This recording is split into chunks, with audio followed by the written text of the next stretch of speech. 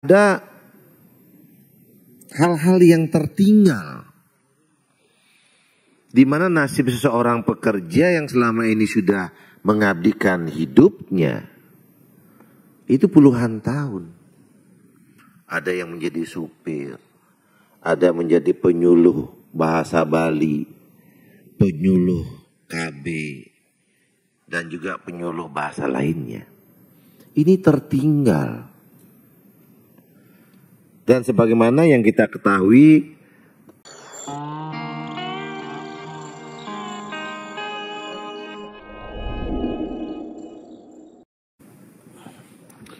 terima kasih pimpinan dan anggota Komisi 2 yang saya hormati, mitra kerja yang hadir pada saat ini, ada Menpan RB, sudah itu KSN dan yang lainnya. Jadi saya langsung ke Pan RB dan saya tidak ikut berbicara karena tadi sudah tentang anggaran apresiasi, sudah anggota lain yang menyampaikan. Saya tidak ikut mengambil ranah itu. Yang pertama, saya sangat menyayangkan Pak Menteri kemana nih Bu Sekjen? Haji, Pak. Udah izin. Siap. Jadi saya selalu mengikuti apa yang disampaikan Pak Menteri di YouTube. Bahwa beliau tidak ingin negara ini menjadi negara honorer. Nah ini.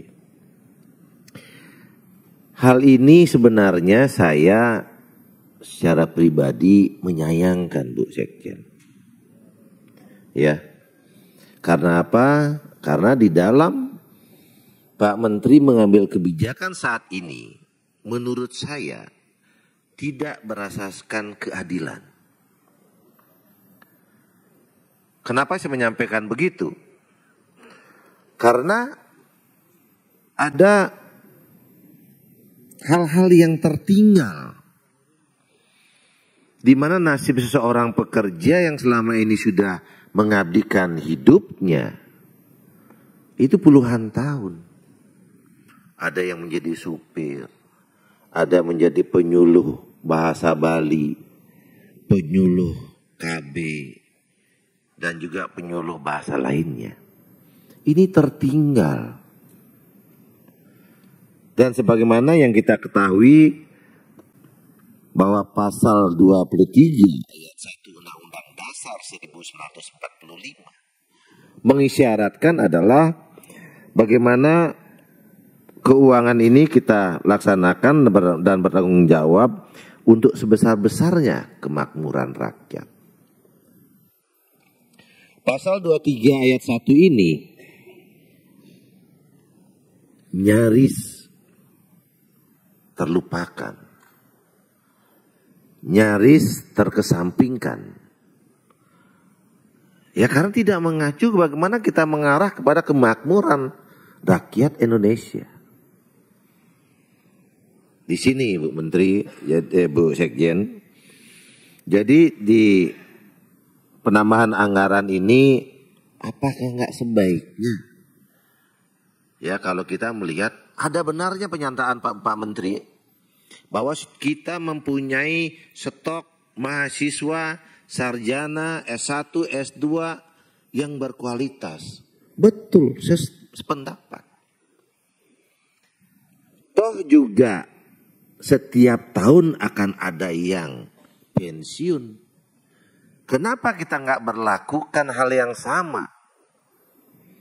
Kita angkat dia sebagai honor dulu atau kontrak dulu, yang kemudian begitu setiap tahun kita buka lagi, dialah yang menjadi peserta utama yang kita prioritaskan sebagai pendaftar di CPNS ataupun 3K nantinya.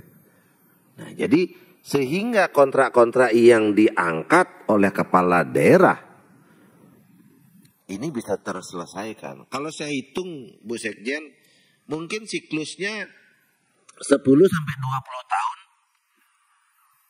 honor-honor yang diangkat selama ini tidak mempunyai parameter yang bagus,